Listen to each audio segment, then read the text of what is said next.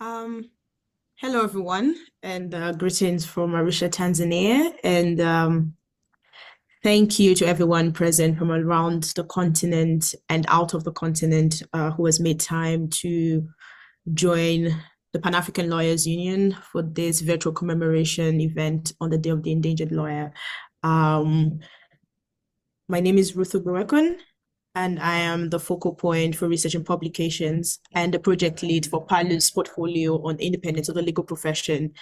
And I will be the facilitator for this event. Just to give a brief breakdown of today's agenda, we would have opening remarks from the PALU CEO, Mr. Donald Dare, and then that will be followed by the Africa Spotlight segment, which will be facilitated by Mr. Brahim Belgith, who would be spotlighting the situation in Tunisia.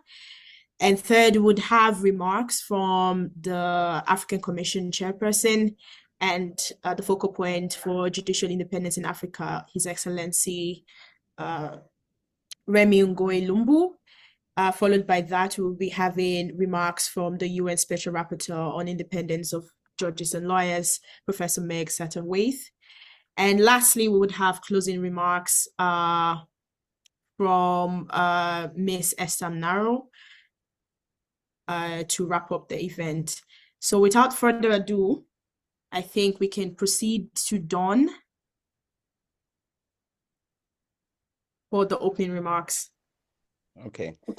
Thank you very much, Ruth. And I thank everybody who has stand up for this meeting, and especially the colleagues who have agreed to be panelists. Our learned colleague, Brahim, the UN Special Rapporteur for the Independence of Judges and Lawyers, Professor Meg Satterthwaite, and the chairperson of the African Commission on Human and People's Rights, who is also a special rapporteur for human rights defenders and also the focal point for independence of the judiciary and the legal profession. I thank you all for joining us. As Ruth said, my name is Don Dare. I'm the Chief Executive Officer of the Pan-African Lawyers Union, and I'm here representing the President of the Pan-African Lawyers Union, Mr. Kari Abdul Bagi, who should have joined us. He's in the middle of a pilgrimage in Saudi Arabia. He thought that he'd be able to break off for this afternoon, but he's not been able to do so. So I'm stepping in for him. Colleagues, we are living at a very difficult time for the world in general and for Africa in particular.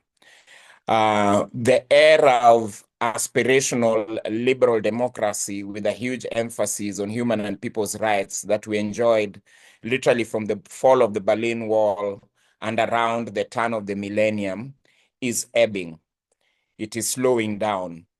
We're returning to an era of, at best, illiberal democracy or outright dictatorship, demagoguery, disavowing of human and people's rights and of the rule of law.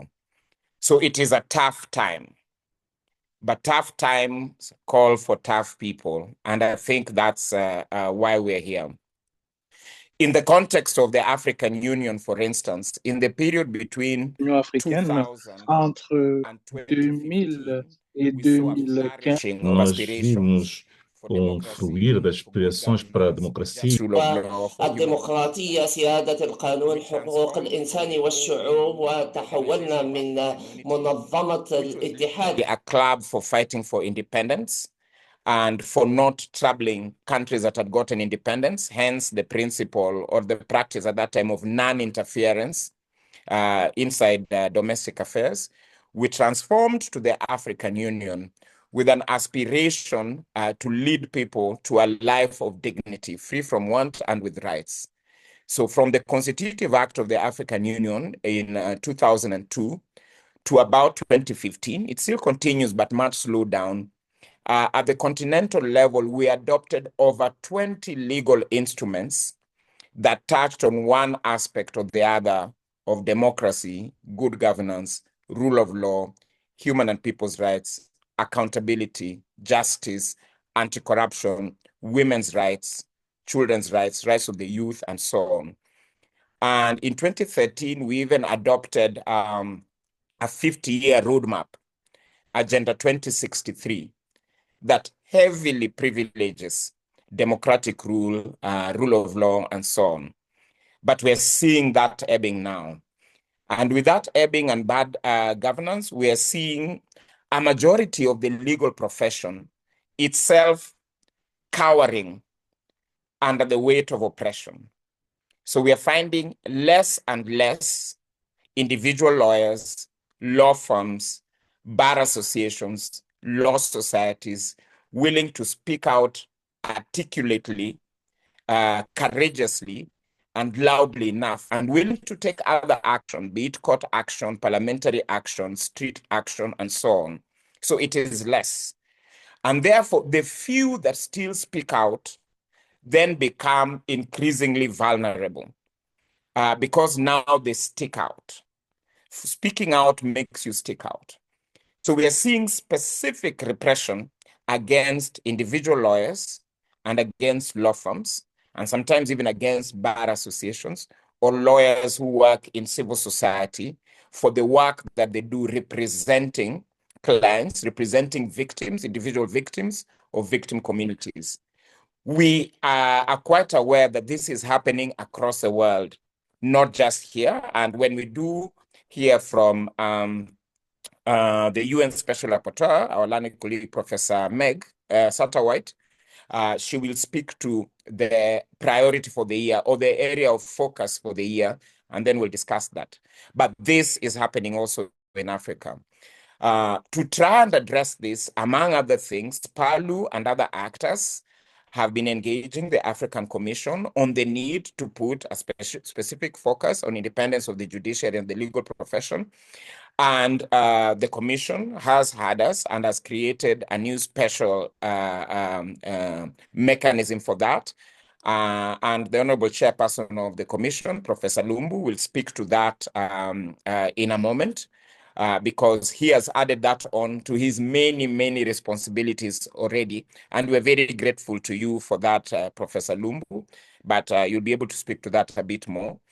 And for me, the thing is to challenge us to be able to brainstorm on how we can work together more resolutely with the special mechanisms at the African Union level and at the United Nations level, but also with ourselves across the continent and with ourselves across the world, how we can express better and stronger solidarity to colleagues doing the same things in South America, in Europe, in North America, in Australasia, and so on, and how dynamic and innovative action by lawyers and friends of lawyers could help us turn the tide on this repression and create a bigger community of us that are fighting for the rule of law, for human and people's rights, and for independent institutions.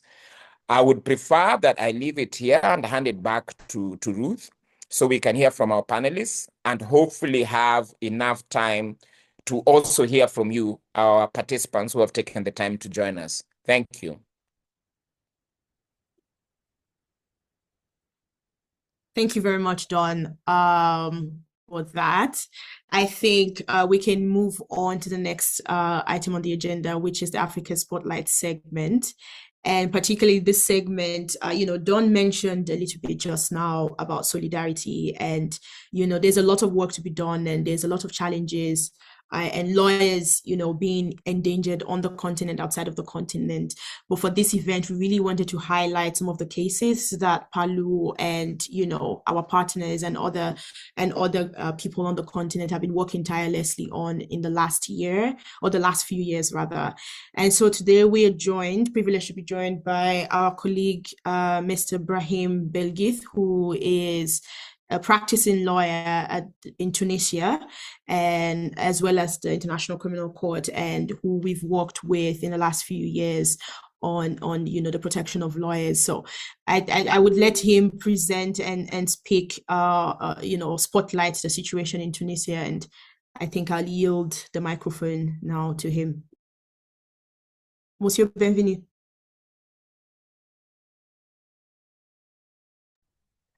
Merci. Alors, vous m'entendez, j'espère. Thank you. I hope you are getting me. Are you getting me? Oui, très bien. Ok, merci Okay. pour cette occasion, pour Thank votre you venue, for giving me the distingué floor, invité, distinguished guests, dear colleagues. We are all talking about security for judges and lawyers, but this is not only rampant in our countries. It's even a worldwide issue with institutions that are targeted. In Tunisia, the 2011 revolution was the outset of a democracy transition, and this helped us guarantee the independence of magistracy and lawyers. And we also have the application of the text, and these Tunisia was therefore a sort of a role model for countries who went through dictatorship, and we had to change power, as this was stated in by the African court, and we tried to focus ourselves on the executive power, and we also tried to insist on judges, and they were trying to reduce or to silence lawyers. So now we are trying to insist on these violations and explain the various factors that are to be taken into account. So we are going to see what it entails for judges. For judges, after the coup d'etat, judges were kind of accused because they didn't want, as people say, to take part in this revolution, and we had to replace the legal council, and this led to the cancelling of the government autonomy and the suppression of the General Assembly, the Supreme Council. They excluded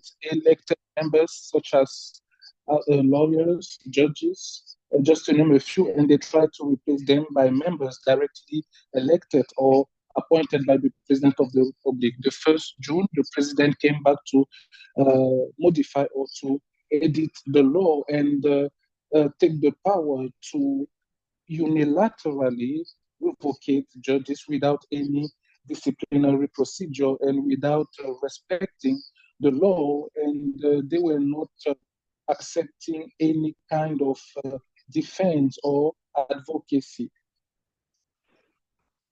So the same official gazette, in the same official gazette, we had a decree that was published punishing more than 50 judges, and some judges obtained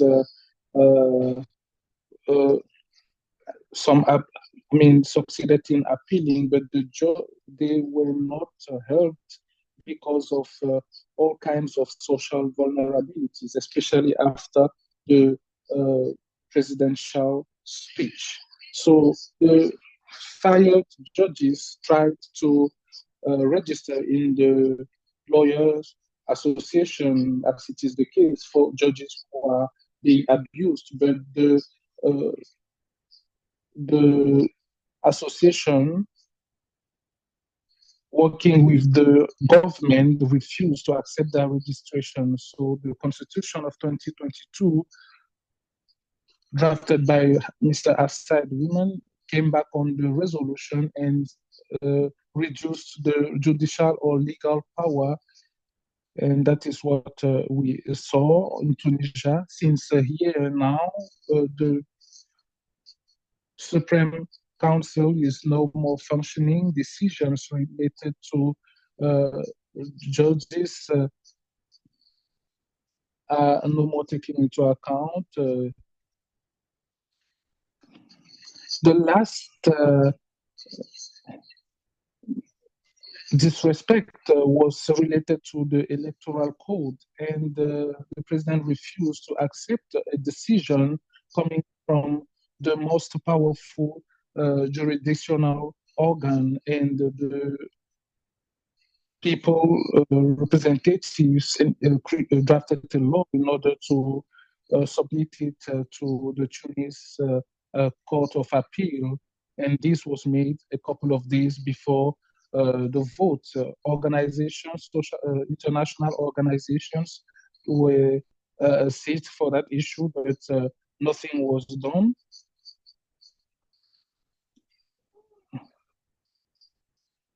And no date was communicated, especially for the African court. So the law, the decree 35, 2022, and the decree 516 was then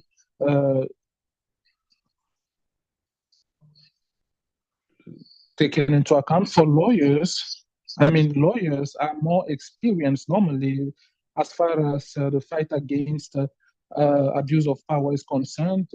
Lawyers were also victims of the new regime and the revolution. But what is worth mentioning here is the structure regarding the violation of regimes, in addition to all kinds of abuse. We have the suppression of the of Article 116 in the Constitution, and these had a huge role to play in the Constitution. We also have the Magistracy Supreme Court, the Constitutional Court, and even the Representative Assembly. We also have some liberal professions. All these aspects are not compliant to the institutions, and we finally had a sort of problem regarding the rule of law. And especially for people who had a different opinion for lawyers and judges. So we had all kinds of accusations, terrorism,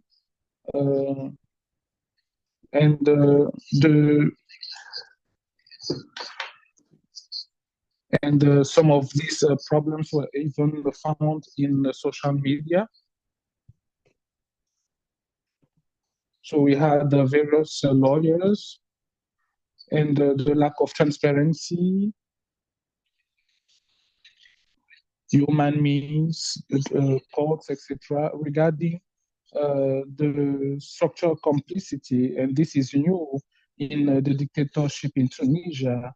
The Bar Association is one of the rare institutions fighting against autocracy and dictatorship, and they were also fighting for human rights. And in 2021, we saw some changes in the constitution. Since the 25th of July 2021, they even published a communique to support this change in 2021, and this explains the silence of some institutions and the advocacy of lawyers who were victims of all kinds of abuses. So their reaction tried to contain lawyers rather than defending them. The majority of council members regarding the project is now confirmed, even what the President of the Republic said. So this membership was taken into account, and this is the case in the March 2023 communique. They try to explain the contribution within the framework of this process was unlawful, and according to them, this was a reality. So they were also denouncing all the various abuse, and the fact that a military tribunal was preventing lawyers to work.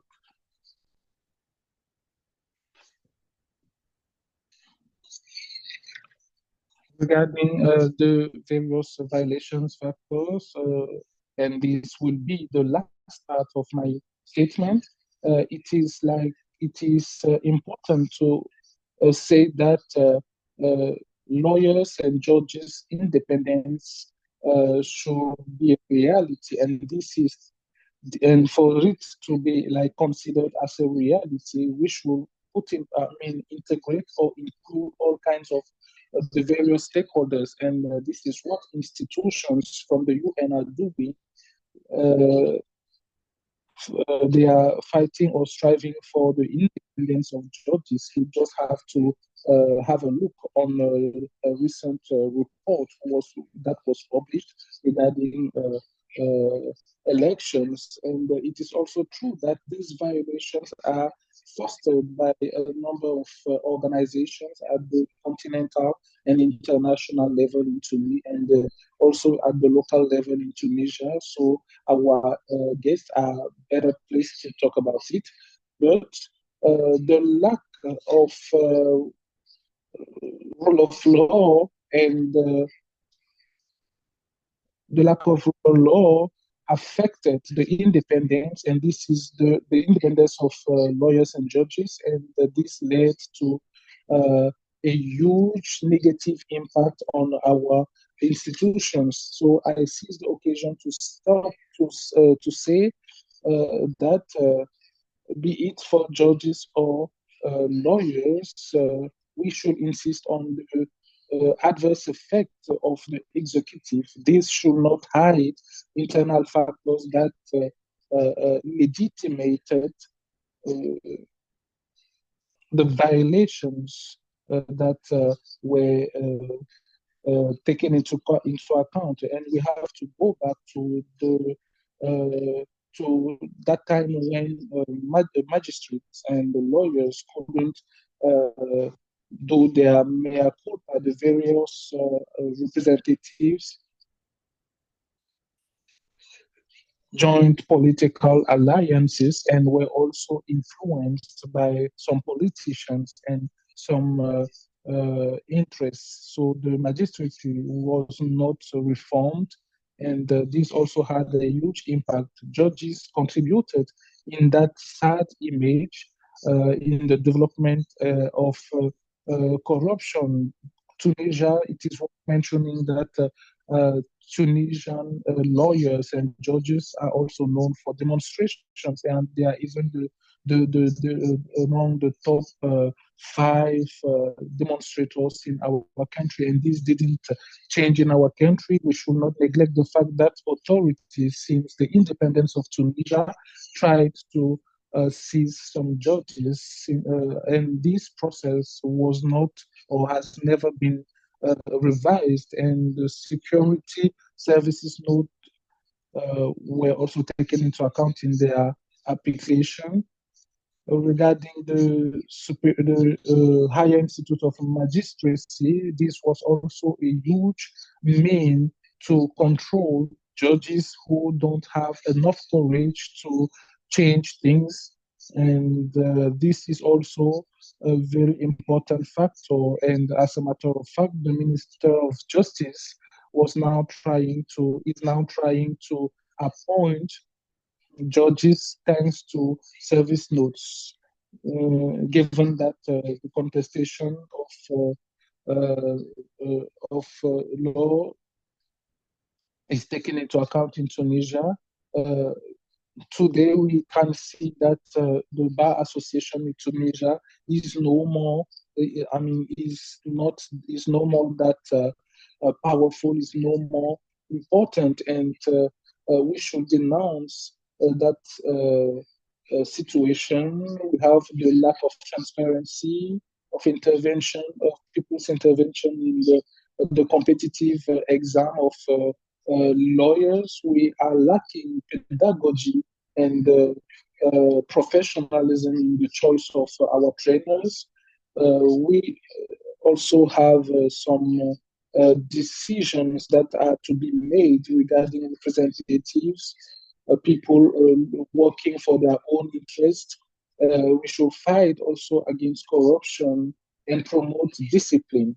the Bar Association is controlled by a few people, and they are not, unfortunately, punished. And we should therefore try to solve that situation, because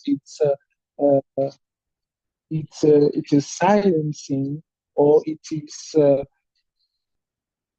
promoting human rights violations. So, to conclude, I will say that we should be aware of the fact that violations of judges and lawyers' independence is not only the fact of, because of all kinds of abuse that are observed on the field, but to fight against it, we should also take into account all the stakeholders. So I thank Palu for this opportunity. It's a great pleasure for me to give my opinion and talk for all these judges and the lawyers in Tunisia who are victims, and also all around the world for lawyers and judges. Thank you. Thank you. Thank you so much, Monsieur Belghith, for highlighting some of the challenges lawyers and judges are facing in Tunisia, and particularly some of the systemic, state-led and state-driven reprisals that has led to the dilution of the role of legal professionals in moving the rule of law or advocating for the rule of law and human rights forward. So I really thank you for that and for that spotlight segment. And hopefully this is something that can now inform, the conversation that would happen, and even the presentations of the other distinguished panelists that we have, and just further highlighting the challenge and why it's important to have a day commemorating, endangered lawyers and legal professionals, a day such as this.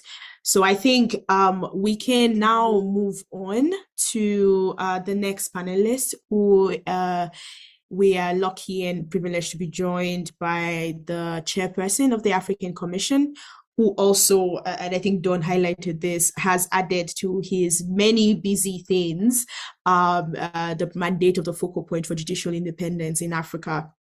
And that is His Excellency, Professor Remy Ngoy Lumbu. Bienvenue, monsieur.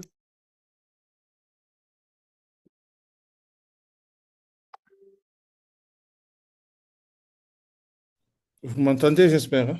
Can you hear me now? Merci beaucoup. Thank you very much. Je voudrais remercier d'abord I would like to thank those who have associated me to this activity, which is indeed very important, and on which the African Commission of the Peoples and Human Rights for some times has given a great interest, since we think that there won't be any democracy, no respect of human rights, if there is no judicial independence. And you have we have followed with great attention Mr. Brahim Belghith's intervention, and he gave us a gloomy picture for a very great country such as Tunisia, with a lawyers bar which is not very representative, and just repeating his words, because many magistrates have been dismissed because they are defending human rights. So it is a very difficult reality. Excellencies, ladies and gentlemen, it is a great pleasure for me to be part of this debate. We are having this today on the dangers and the challenges of justice and the protection of lawyers within their work, within the framework of the International Day. I would like to thank Donald Dea, President of the PALU, or rather Director of PALU, who have associated the Commission for this very important activity. Good morning or good afternoon, according to where you are.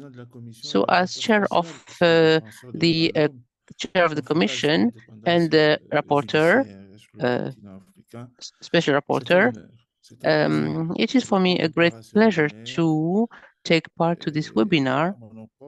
And on my behalf and on behalf of the African Commission on Peoples and Human Rights, I would like to greet all of you, and I would like to make this declaration, which is really first of its kind, and we hope that we will continue such an exercise for the coming years, as long as we are having the mandate in the Commission. I would like to thank and congratulate the Pan-African Union of the Lawyers for organizing this very important activity. It's a very important event, and the topic is really burning.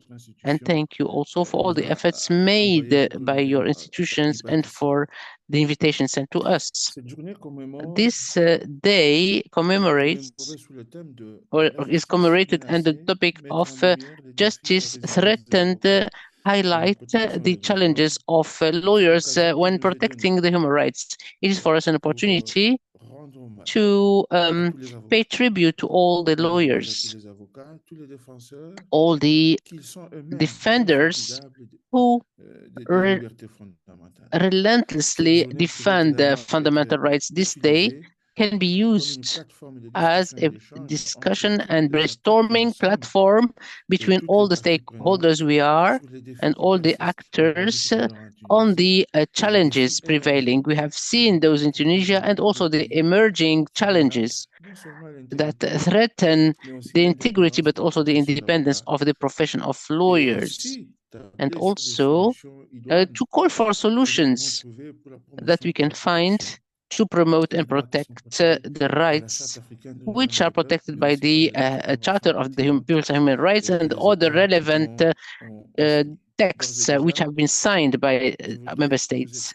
I would like to express my concern in front of the alarming increase of the threats against lawyers on our continent. This has been ongoing since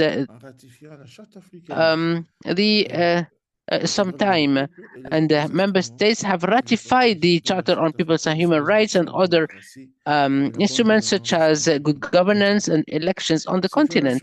Such violations are countless today, and they have multiform and have been perpetrated by actors, state and private actors, against defenders and lawyers who are courageous and are committed to defend very sensitive cases, to denounce the abuse of power and the crimes perpetrated by individuals and some circles of influence.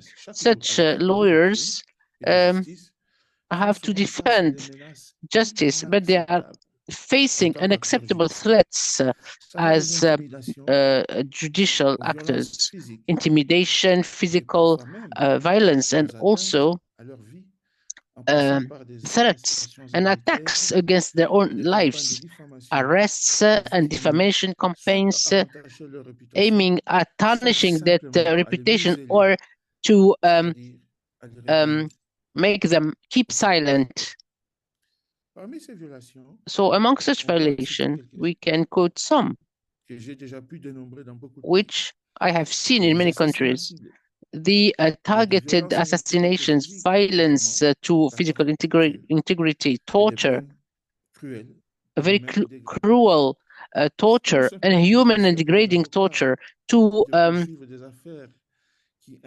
prevent lawyers to continue defending individuals in such countries, but also to defend sensitive cases on human rights, arrests, arbitrary arrests.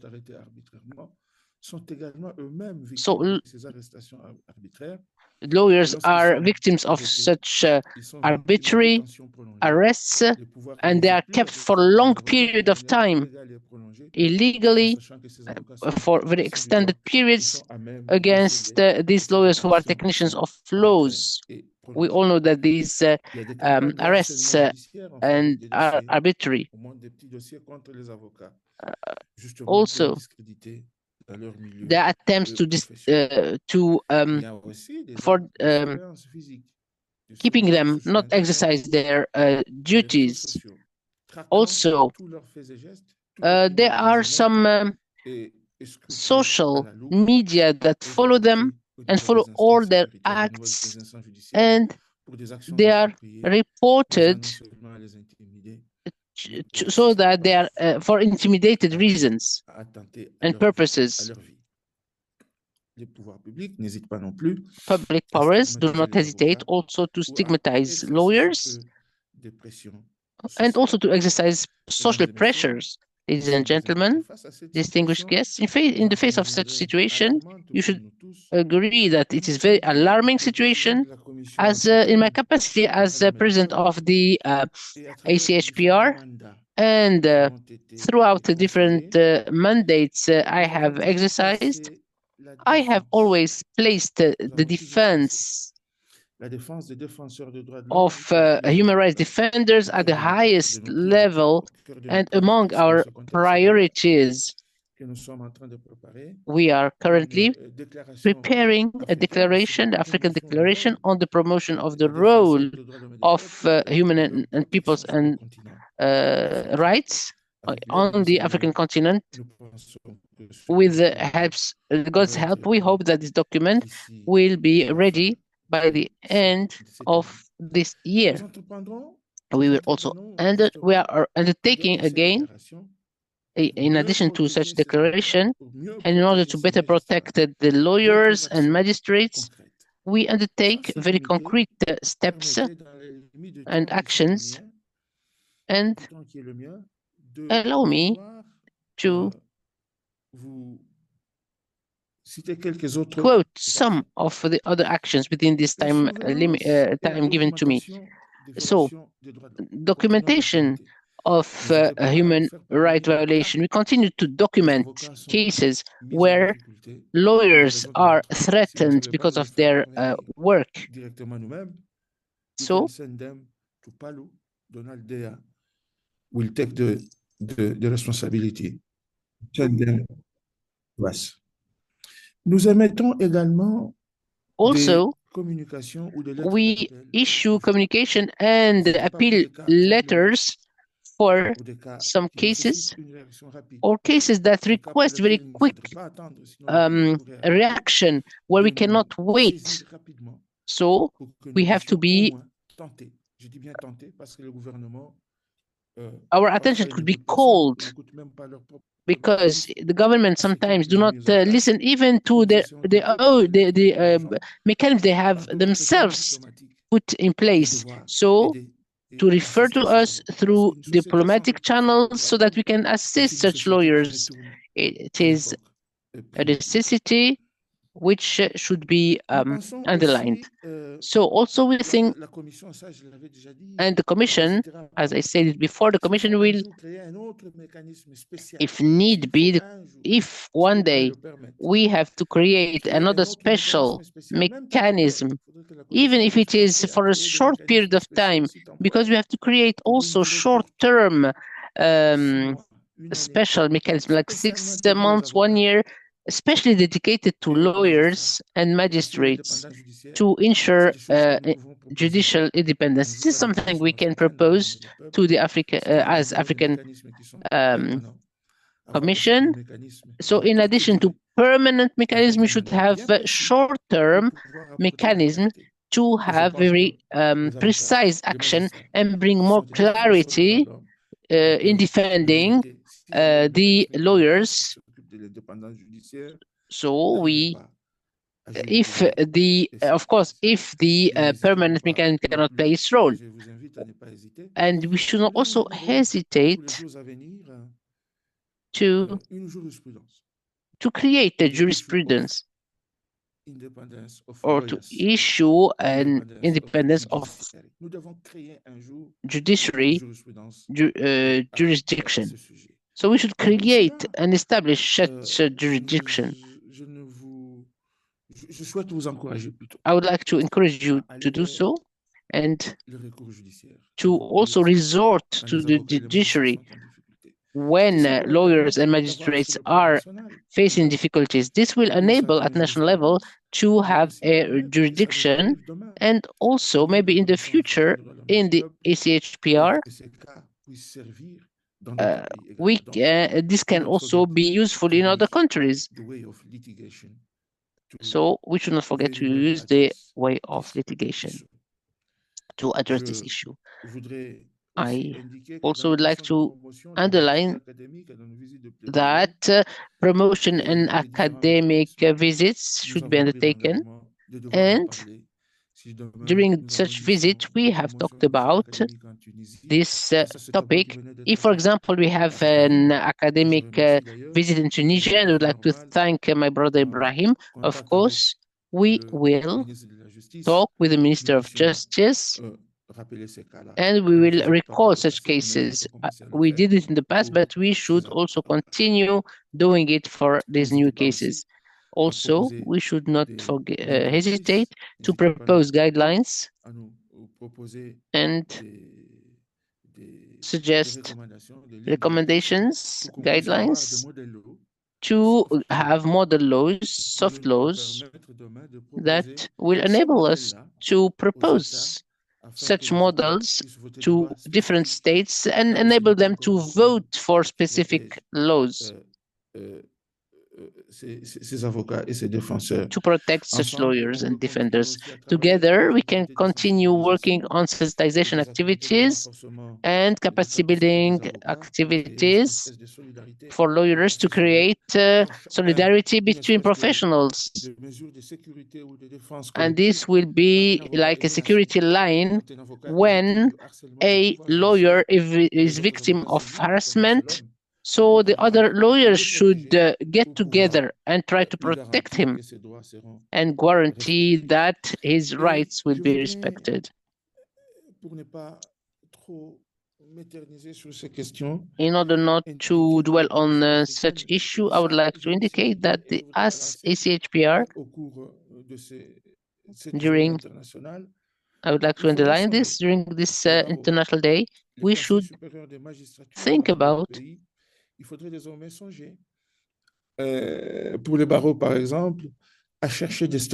to find observatory statute in the ACHPR so that you can be the speakers of the bar, for example.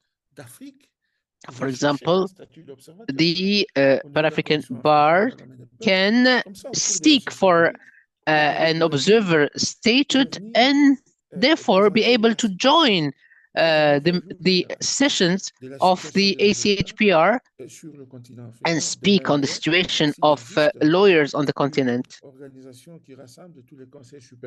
Because if you find a body that is encompassing all the lawyer association, maybe they can represent them in the ACHPR session as observers, so they can speak to Africa on the social and security situation of human rights defenders in the sectors I have just quoted. Many recommendations can be shared. We can share recommendations to the national bars, to the lawyers. So I would ask my assistant to share with you, with Donald and different participants, all the actions we are undertaking. So to finish, I would like to insist that you can rely on us, on this mechanism, on the ACHPR. Do not hesitate to knock at our door, on our door. So I will be ready to answer your questions. We'll be always ready to answer to your concerns. And here I have shared some ideas, so we have to brainstorm on them, and with your input and contribution, we can really be able to collaborate to defend human rights and lawyers' human rights and defenders' rights, so that lawyers and magistrates together can achieve Agenda 2063, which is being deployed by the African Union and for which the African Union is deploying human and financial means and resources. This being said, thank you very much, and I give back the floor to Madam Moderator. Thank you very much. Thank you so much, Mr. Chairperson, for your remarks, especially highlighting some of the activities your mandate specifically and the Commission generally has been engaged in. I would say that the African Commission has been a great partner or an excellent partner. We continue to work well together to protect the independence of judges and lawyers when we go for the sessions, the ordinary sessions, and the statements and the recommendations that we make are taken into consideration, and we actually see results. One of which being a recent example, I think from the session of November 2023 in Arusha, where we, with CSO partners, made recommendation for the Office of the Special Rapporteur on Judicial Independence in Africa. We made that recommendation as observing CSOs and NGOs to the Commission, and that office was established, and we have the chairperson himself, sitting in that role or taking on that role diligently. So we thank you, Mr. Chairperson, and we hope that as we continue to develop some of the novel strategies for the future and for protecting lawyers and judges, that we will continue to work well together as we have always done. I think at this point, it's a good segue to move on to the next speaker, who, again, we're privileged to be joined by the UN Special Rapporteur on Independence of Judges and Lawyers, Professor Meg Satterthwaite. You're welcome. Thank you so much. Good morning from my end of the world, and good afternoon and good evening, perhaps, for some of you. It's a real honor to be here, and I want to thank Paulu so much for the invitation. Monsieur le Président de la Commission Africaine, Madam Moderator, honored colleagues, I've been listening carefully, and I want to thank Monsieur Lumbou for his wise recommendations, and Monsieur Belghis for the very important description that he has given to the overview of the situation in Tunisia, which, as he mentioned, is a country I had hoped to officially visit in 2023. I look forward to talking with you and giving some examples of the situation faced by lawyers on the continent. But first, I want to just say a word about today's commemoration of the Day of the Endangered Lawyer. This year, the day has been dedicated to the situation facing lawyers in Belarus. And in the name of solidarity, I just want to say that lawyers in Belarus are facing a truly dire situation. And I urge members of the international community to take whatever steps they can to support these lawyers under attack. Briefly, lawyers in Belarus operate in a climate of terror. They're facing politically motivated criminal prosecution, administrative charges, and being deprived of their capacity to practice profession of the law on arbitrary or politically motivated bases. I express my firm solidarity with Belarusian lawyers, whether in the community bravely continuing their work, in detention, or in exile. Colleagues, I know these concerns that we're talking about today are not new to you. So allow me to share some thoughts on the subject of brave and brilliant lawyers in the African continent. I salute the contribution of brave lawyers to African democracies and to human rights protection and enjoyment on the continent. And I commend with great respect the work of independent lawyers in countries where democracy is still a dream. The free exercise of the legal profession contributes to the right to a fair trial, to ensuring access to justice for all, to oversight of state power, and to the protection of due process guarantees. Lawyers in Africa have faced attacks for defending dissenters, for defending election processes, for defending freedom of speech, and for defending the rule of law and the independence of the judiciary. And perhaps the pattern of harassment and threats against brave lawyers defending the independence of the judiciary on the African continent is indeed exemplified by the lawyers in Tunisia who have worked tirelessly and at their own peril to protect the independence of the judiciary itself. I take note of concern of extreme situations in which lawyers are identified with their clients at their peril. This has happened when discriminatory legislation and attitudes are the norm, as is the case in Uganda, where lawyers representing LGBT individuals find themselves at risks alongside their clients, given the harsh punishments and the broad sweep of the Anti-Homosexuality Act there. The basic principles on the role of lawyers state that lawyers shall not suffer or be threatened with prosecution or administrative, economic, or other sanctions for any action taken in accordance with recognized professional duties, standards, and ethics. Allow me to commend the work of African lawyers in social protests across the continent. These have become moments of great vulnerability for lawyers, and I would point specifically to the examples in Kenya and Mozambique.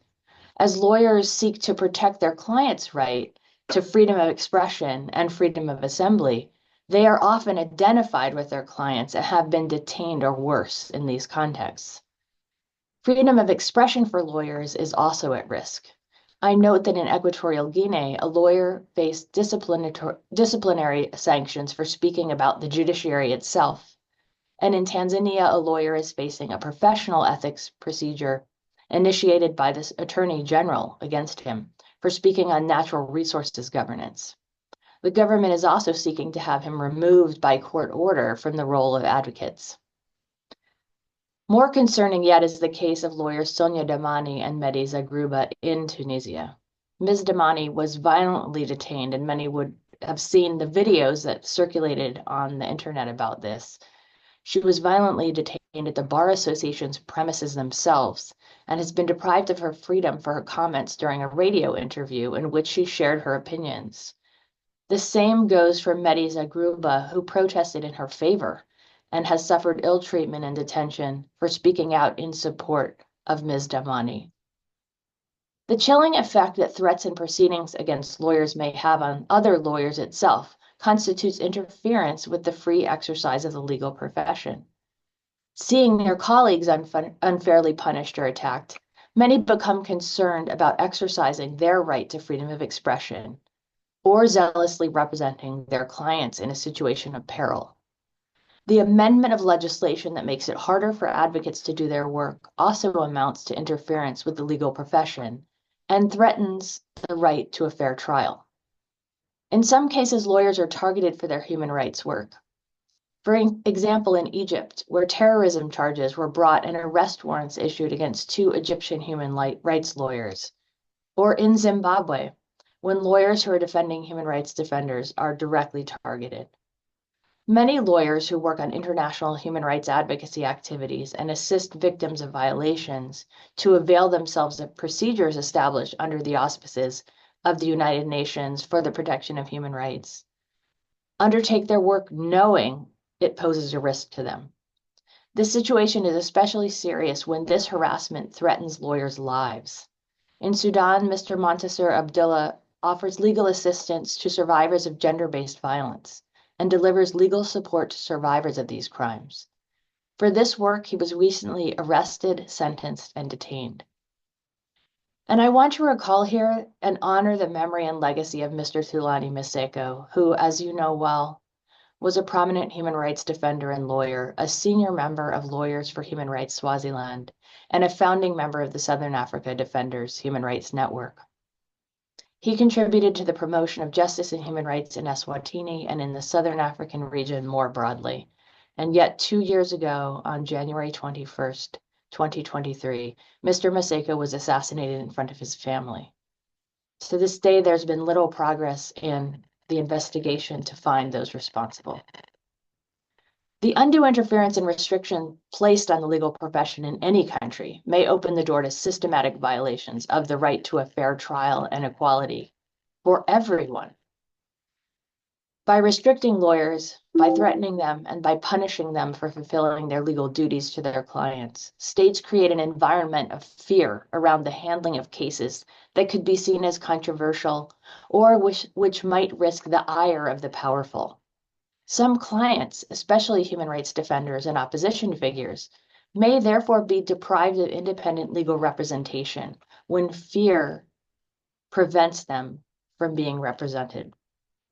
States must guarantee that those who practice law can do so free of intimidation, obstacles, harassment, or interference. According to the basic principles on the role of lawyers, lawyers are entitled to perform their professional functions without any threat, intimidation, harassment, or interference, and without suffering or being threatened with prosecution or any administrative or disciplinary sanctions for actions undertaken in accordance with their professional duties and ethical standards. Let me turn now to the work of bar associations and law societies on the African continent. Bar associations should be independent and self-governing. They are set up to promote and protect the independence and integrity of lawyers and to safeguard their professional interests. Their status and important function should be recognized and supported by states, which should refrain from interfering with their work and functioning. I would like to reiterate that without the protection offered by an independent bar, lawyers are extremely vulnerable to attacks and restrictions on their independence, especially from state authorities. And I highlight the examples of brave bar associations, such as the Uganda Law Society, which had restrictions imposed on its members by the Civil Division of the High Court of Kampala simply for holding extraordinary general meetings to discuss issues related to the independence of the judiciary. Finally, a few reflections on associations of lawyers like the Pan-African Lawyers Union. Lawyers are strengthened and protected by their interaction and engagement with peers. I know that some organizations provide support for lawyers at the national level through advocacy letters to bar associations or directly to the authorities when lawyers are facing threats. Some associations also find creative ways to support lawyers who are forced into exile in extreme situations, including by helping them get licensed or find employment. I know that multiple regions of the continent allow lawyers from neighboring jurisdictions to be recognized as foreign lawyers so they can continue their work while in exile. And I encourage bar associations across the continent to ensure this opportunity is available and also to make sure it's accessible and not overly bureaucratic. This is important for lawyers in exile to continue to be able to offer their talents and their intelligence to their new host countries. I'd like to welcome the recent adoption of the European Convention on Protection of Lawyers. This is a novel binding instrument that aims to strengthen the protection afforded to lawyers and ensure that they can practice without fear.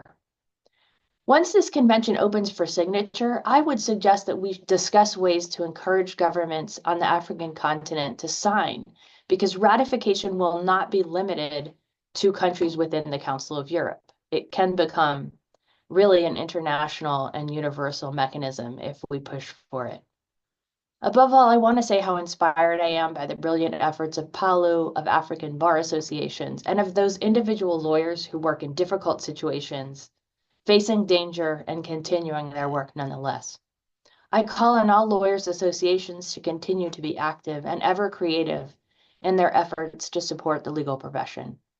Today's event organized by PALU is one of the moments when coming together allows us to make an assessment of the risks that lawyers are facing and find ways to face those risks together. Brave lawyers need our support to continue their work, and I also pledge my support and my availability to those of you who may face the consequences that we're discussing today. Thank you so much, and I turn the word back over to the moderator. Thank you. Thank you very much, Professor Satterthwaite, for highlighting particularly the situation in Belarus. And I think, if anything, that's further highlights that this is not, an isolated event. It's not an event that's only felt in one region or in one country or in one town. It's something that's worldwide, and it's a wave of targeted attacks, systemic targeted attacks, and so therefore the response or the strategies and the solutions must be one that responds in kind in terms of the scope. So we're talking of international partnerships, international and widespread advocacy methods and engagements for this. And thank you very much again for highlighting, your office and your mandate, being present and willing to engage with affected lawyers or even their advocates and their representatives on this issue. I had put, just a little bit of housekeeping before we move on to the last and final speaker. I had put a message on the chat for the attendees in case you had a comment, given time, that we might be able to read at the end. If that's something you're interested in, please use the Q&A function. We would be glad to do that. So with that being said, I think I can go ahead and invite our final speaker, Ms. Esther Mnarumgai, who is a program manager here at the Pan-African Lawyers Union. You're welcome, Esther. Thank you very much, Ruth, and thank you to all our speakers. Thank you for everyone who made the time to attend this. I think it's a very sad time for the legal profession. Growing up, I always felt like, lawyers could save the world. And so to now be at a place where we see lawyers being attacked in court, being put in cells, like what has happened in Uganda with Aaron, who is representing the opposition leader for Uganda, it is truly a sad time. And what has been my takeaway from this webinar is that as a profession, we need to learn how to collaborate beyond borders. If you see other lawyers being attacked, it is only a matter of time before it is your own country being attacked. So how do we collaborate to ensure that we can speak as one voice? And it is why it is also important to be members of bar associations like Pan-African Lawyers Union, because then when we speak, our members are also speaking, and then other bars can also speak. So I call upon everyone who's here to always call on your bar to ensure that their voices are counted when other lawyers are being attacked, because that's the only way that will ensure that we stop the constant attacks. So as you go out today, reach out to your bar and ask, what are you doing about the attacks that is happening to other lawyers across the continent and beyond? And just to say, asante sana, merci beaucoup. Thank you everyone who joined this conversation, and let's keep it going. Thank you, Ruth, and over to you. Thank you very much, Esther, for that very important call to action. And I think there's a lot to take away from that, including holding accountable your own bar, your bar associations, of which your national bar associations, of which you are members in. And it starts from something so little as sending a communication, making a phone call, highlighting a particular situation in a particular country that you think, is problematic and is a red flag for what the future might look like. As Esther said, the fact that lawyers in Belarus or lawyers in Tunisia are being attacked doesn't mean that it couldn't be Tanzanian lawyers tomorrow, right? So it is something that it's all our responsibility to protect our profession and to make sure that the right pillars are in place so that we are able to appropriately respond to situations such as this in the future. Just to say that it seems that we have no comments or questions, in which case we are just at the cusp of ending this session, not unless any of the panelists or speakers have anything to say or to add. I think that it is a right time to then close the session and release everyone into their weekend. With that being said, thank you so much for making the time to be here. And merci, Monsieur Ibrahim, making the time to be here and for engaging with us for this very important event. And, again, call to action, continue to engage with us at the Pan-African Lawyers Union. You can engage with the special rapporteur's office. You can engage with the chairperson's office and the African Commission. And, we keep the conversation going, and we would be reaching out to everyone here to flag or to highlight some of our upcoming events on this matter in the future. All right, then. Thank you. Thank you, Ruth. Bye, everyone. Thank you. Bye-bye. Merci, au revoir. Merci.